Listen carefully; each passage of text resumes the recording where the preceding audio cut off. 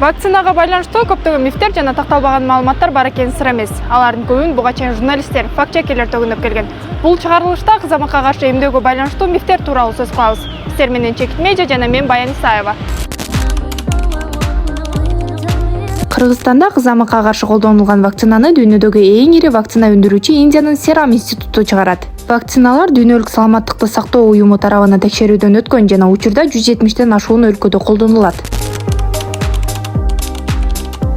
Мындай маалымат көп жылдан бери жайылып келет, бирок 12 миллиондон ашык бала катышкан кеңири изилдөөлөрдүн жыйынтыгында вакцина менен аутизмдин ортосунда эч кандай байланыш табылган эмес.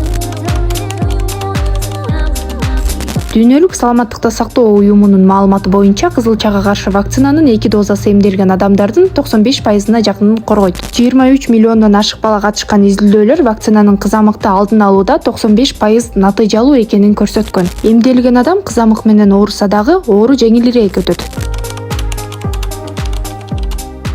Кызамыкка каршы вакцинанын терс таасирлери көбүнчө жеңил жана убактылуу. Алсак, айрым учурда ийне сайылган жер бир аз ооруйт же адамдын дене табы көтөрүлөт. Бирок табигый кызамык инфекциясынан келип чыккан кыйынчылыктарга караганда эмдөөнүн терс таасири сейрек кездешет.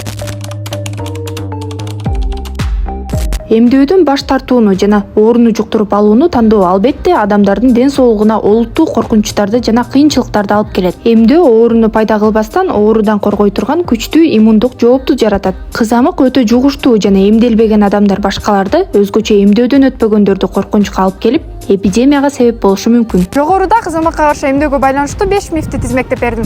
Бул видео менен бөлүшүп пикир калтырыңыз. Көрүшкөнчө.